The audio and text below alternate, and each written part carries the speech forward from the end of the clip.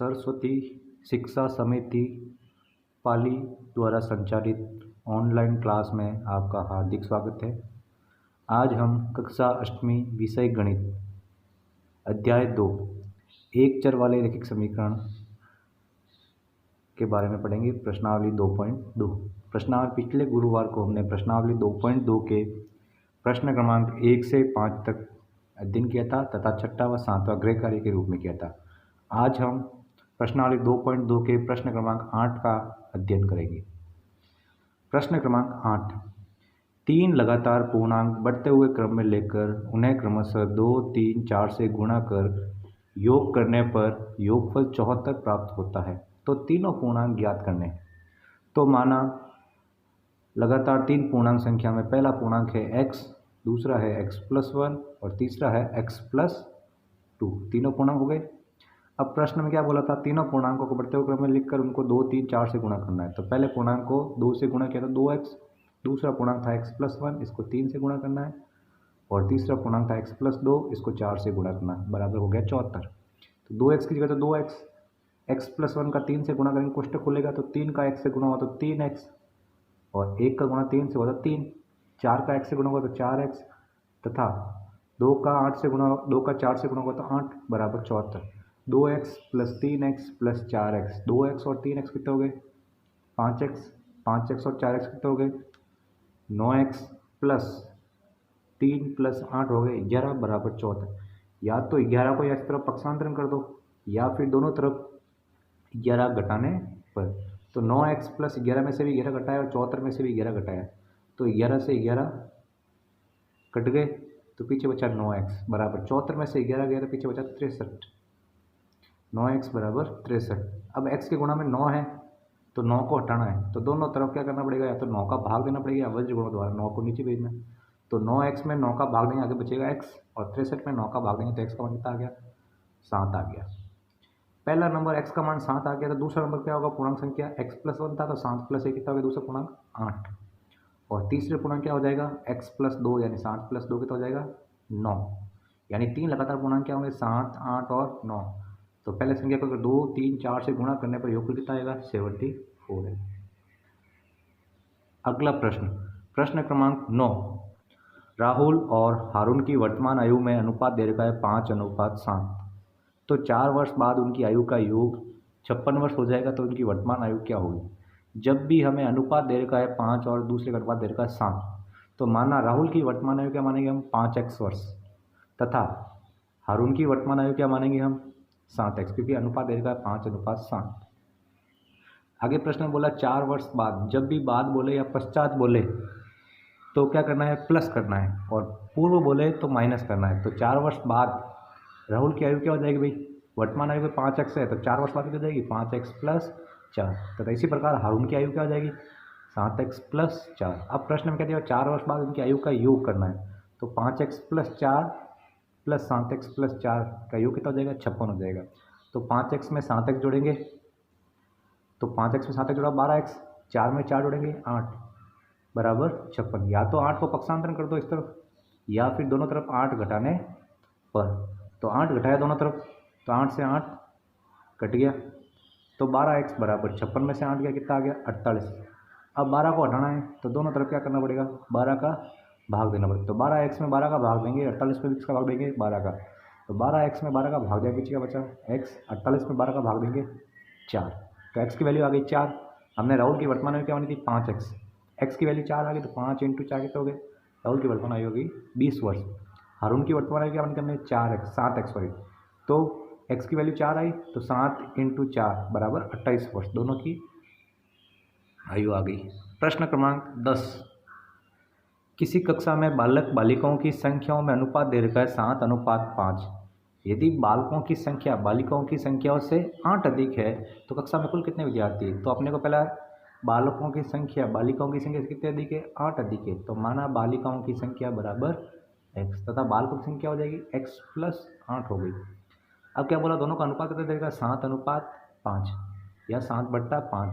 तो बालक और बालिकाओं का अनुपात दे रखा है तो बालक की संख्या क्या मानी हमने x + 8 बट्टा बालिकाओं की संख्या क्या मानी x बराबर क्या हो जाएगा 7/5। सभी पदों को ऊपर भेजने पर तो ये 5 कहाँ जाएगा, इसके पूरे के कोष्टक से गुणा हो जाएगा, तथा ये x कहाँ जाएगा 7 के गुणा हो जाएगा। तो 5x + 8 बराबर 7x। 5 का x से गुणा करेंगे तो 5x, 5 का 8 से गुणा करेंगे 40, और 7 का x से गुणा होगा तो 7x। अब 7x का क्या करना पड़ेगा, पक्षांतरण करेंगे, x के पद एक तरफ तथा 40 को इस तरफ। तो 5x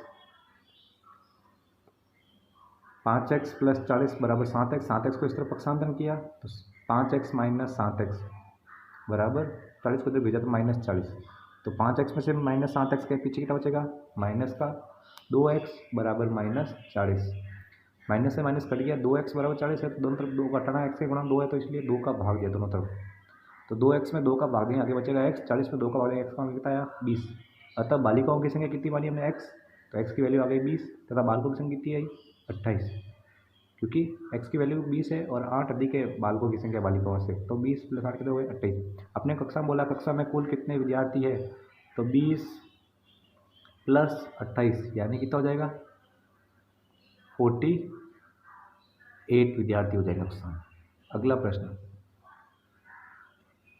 बायनचुंग के पिताजी उसके दादाजी से 26 वर्ष छोटे हैं, उससे 29 वर्ष बड़े हैं। यदि उन तीनों की आयु का योग 135 वर्ष है तो उनकी आयु अलग अलग ज्ञात कीजिए। तो सबसे पहले अपने बायनचुंग की आयु क्या मानी, x वर्ष। अब आगे क्या बोला, बायनचुंग के पिताजी की आयु कितनी वर्ष है, उससे 29 वर्ष बड़े हैं, तो पिताजी की आयु कितनी होगी x + 29 वर्ष, तथा दादाजी की उम्र क्या हो जाएगी 26 वर्ष छोटे हैं, तो मतलब x + 29 + 26 यानी दादाजी की क्या होगी x + 29 में 26 जोड़ेंगे x + 55।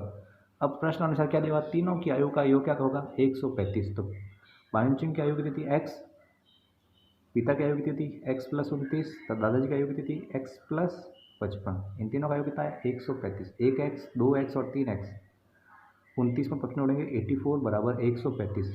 या तो 84 को पक्षांतरण कर दो 84 को उस तरफ, या फिर दोनों पक्षों में 84 घटाने पर, तो 3x की जो 3x 84 से 84 कट गए। 135 में 84 घटाएंगे कितना बचेगा 51, और आगे क्या बचेगा 3x। दोनों अब x के गुणा में 3 है तो दोनों तरफ 3 का भाग करने पर, तो 3x में 3 का भाग देंगे, 51 में भी 3 का भाग देंगे, तो 3x में 3 का भाग देने पर x और 51 3 का भाग देने पर 17, यानी x की वैल्यू बनी थी, बायनचुंग की उम्र मानी थी, तो बायनचुंग की उम्र कितनी आई 27 वर्ष। पिता की उम्र क्या आई थी x + 29 यानी 17 में 29 जोड़ेंगे तो 46 वर्ष, तथा दादाजी की उम्र 46 में कितने जोड़ेंगे 26 जोड़ेंगे तो आ जाएगी 72 वर्ष। 12वां सवाल, 15 वर्ष बाद रवि की आयु उसकी वर्तमान आयु से 4 गुनी हो जाएगी, तो रवि की वर्तमान आयु क्या होगी। तो माना रवि की वर्तमान आयु बराबर x वर्ष, 15 वर्ष बाद कितनी हो जाएगी 4 गुनी हो जाएगी, तो यहाँ पे 4x वर्ष। तो प्रश्न में दिया हुआ है 15 वर्ष बाद, यानी प्रश्नानुसार आयु बराबर 15 + x वर्ष, यानी 4x किसके बराबर हो जाएगा x + 15 के। x को पक्षांतरण करेंगे तो 4x में से 1x गया, 3x बराबर 15। अब 3x बराबर 15 है तो दोनों तरफ 3 का भाग दो, 3x में भी 3 का भाग दिया तो बचेगा x, और 15 में 3 का भाग दिया कितना बचेगा 5, यानी रवि की वर्तमान आयु क्या है 5 वर्ष। प्रश्न संख्या 13, एक परिमेय संख्या को 5/2 से गुणा कर 2/3 जोड़ने पर।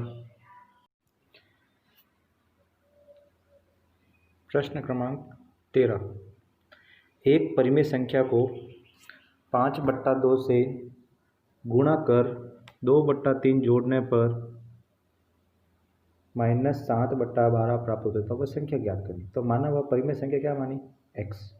अब x का गुणा किससे करना है, उस परिमेय संख्या को 5/2 से गुणा करना है, तो संख्या आएगी x का 5/2 से गुणा करें तो 5x/2 आएगी। अब 5x/2 में गुणा कर दिया, उसमें क्या करना है 2/3 जोड़ना है, यानी 5x/2 में 2/3 जोड़ेंगे तो इसका उत्तर कितना आएगा प्राप्त होगा बराबर में -7/12। अब यहाँ पर भी 2/3 है तो दोनों तरफ पक्षों में 2/3 घटाने, और यहाँ पे भी 2/3 घटाया, उधर भी -2/3 घटाया, तो 2/3 से 2/3 कट गया, आगे बचा 5x/2। यहाँ था -7/12 में से -2/3 घटाना है, यानी -7/12 -2/3 घटाना है। तो दोनों भिन्न है, जब भी दो भिन्न को घटाना है तो हर समान होना चाहिए। नीचे यहाँ 12 है, यहाँ 3 है, तो किससे गुणा करेंगे? 4 से। तो ऊपर भी किससे गुणा करेंगे? 4 से। नीचे 12 क्या आ गया? कॉमन। ऊपर -7 और -4 दूनी 8। -7 और -8 कितने हो गए? माइनस का 15/12। तो यानी -7/12 में से -2/3 घटाएंगे तो कितना आएगा? -15/12। अब सभी पदों को ऊपर भेजने पर 12 जाएगा 5x के गुणा में और 2 जाएगा 15 के गुणा में। तो 5x का 12 से गुणा किया तो 60x, 15 का -15 का 2 से गुणा किया -30। x की वैल्यू निकालनी है तो दोनों पक्षों में 60 का भाग देने पर 60x में 60 का भाग देंगे तो x आएगा, और -30 पे भी 60 का भाग देंगे तो -30 में 60 का भाग देंगे, 30 से 30 कटा एक बार और 60 में 30 का भाग गया 2 बार। तो परिमेय संख्या आई x बराबर -1/2। अगला प्रश्न 14वां। लक्ष्मी एक बैंक में खजांची है, उसके पास नकदी के रूप में 100 रुपये, 50 रुपये और 10 रुपये वाले नोट है। उनकी संख्या क्रमशः 2:3:5 का अनुपात है। उनका कुल मूल्य 4 लाख रुपये है। तो उनके पास प्रत्येक प्रकार के कितने कितने नोट हैं? नोटों की संख्या ज्ञात करनी, कितने कितने नोटों की संख्या है। तो पहले माना 100 रुपये के नोट है 2x, 50 रुपये के नोट है 3x तथा 10 रुपये के नोट है 5x। कुल मूल्य कितना उनके पास? 4 लाख रुपये है। तो 100 रुपये के नोट कितना है? 2x है, तो कुल 100 रुपये के कितने रुपये हो गए कुल मूल्य? यानी 100 × 2x, 100 का 2x से गुणा करना। 50 रुपये के 3x नोट है, तो कुल नोट रुपये कितने हो? 50 रुपये के 50 × 3x। 10 रुपये के 5x नोट है, तो 10 रुपये कितने टोटल रुपये हुए? 10 × 5x बराबर कुल पैसे है 4 लाख रुपये। 10 का 2x से गुणा किया तो 200x, 50 का 3 से गुणा किया 150x और 10 का 5 से गुणा किया तो 50x बराबर 4 लाख रुपये। 150 में 50 जोड़ेंगे तो 200 और 200 में 200 जोड़ेंगे 400x बराबर 4 लाख। x की वैल्यू निकालनी तो x बराबर वज्र गुणा द्वारा 400 कहाँ जाएगा? 4 लाख के नीचे बट्टा में 4 लाख बट्टा 400, 2 जीरो से 2 जीरो कट गए, 4 से 4 कट गया, मतलब x की वैल्यू कितनी आई? 1000। x की वैल्यू 1000 आ गई। नोटों की संख्या निकालनी है। 100 रुपये के नोट कितने थे? 2x, यानी x की वैल्यू आ गई 1000। तो 2 का 1000 से गुणा करके कितना आएगा? 2000, यानी 100 रुपये वाले नोटों की संख्या कितनी आ जाएगी भाई? 2000 रुपये। 50 रुपये वाले नोटों की संख्या कितनी थी? माना कितना था हमने? 3x, x की वैल्यू आ गई 1000, 3 का x से गुणा करेंगे 3000, यानी 50 रुपये वाले कितने होंगे? नोटों की संख्या कितनी होगी? 3000। 10 रुपये वाले नोटों की संख्या कितनी थी? 5x, तो 5 का 1000 से गुणा करेंगे 5000 नोटों की संख्या हो जाएगी। 16वां प्रश्न है, एक निबंध प्रतियोगिता में आयोजकों ने तय किया कि प्रत्येक विजेता को 100 रुपये तथा विजेता को छोड़कर प्रत्येक प्रतिभागी को 25 रुपये पुरस्कार के रूप में दिए गए। यदि पुरस्कार में बांटी गई राशि 3000 रुपये थी तो कुल 63 प्रतिभागियों में विजेताओं की संख्या ज्ञात कीजिए। तो सबसे पहले पुरस्कार कुल राशि कितनी है? 3000 रुपये। विजेताओं की संख्या कितनी है? माना x है। शेष प्रतिभागी कुल कितना भाग लिया? 63 ने भाग लिया, उसमें से x विजेता हो गए, तो पीछे कितना बचेगा? 63 - x। तो जो विजेता होते हैं उनको कितना प्राइज मिला? 100 रुपये, यानी उन पर खर्च हुआ 100 × x रुपये विजेता प्रतिभागी। और जो प्रतिभागी विजेता को छोड़कर शेष प्रतिभागी कितने थे? 63 - x, उनको कितना मिला पुरस्कार के रूप में? 25 रुपये। तो 25 × 63 - x बराबर कुल मूल्य कितना था पुरस्कार के रूप में? 3000 रुपये बाटी है। तो 100 का x से गुणा हो तो 100x, 25 का 63 से गुणा करेंगे 1575 और 25 का वापस x से गुणा करेंगे माइनस का 25x बराबर 3000। 100x में से 25x गए, 75x प्लस 575 बराबर 3000। अब या तो 575 को 1575 को पक्षांतरण कर देते हैं, या फिर दोनों पक्षों में 1575 घटाने पर, तो 1575 से 1575 कट गए, तो 75x बराबर 3000 में से 1575 घटाया तो 1425। 75x बराबर 1425 है, तो दोनों पक्षों में 75 का भाग देने पर तो आगे 75x में 75 का भाग देंगे तो आगे आएगा x, और 1425 में 75 का भाग देंगे तो आएगा 19, यानी x की वैल्यू कितनी आई 19। तो कुल विजेताओं की संख्या कितनी आ गई प्रतियोगिता में 19। गृह कार्य प्रश्न क्रमांक 15, ये आपको नोटबुक में गृह कार्य के रूप में करना है। धन्यवाद।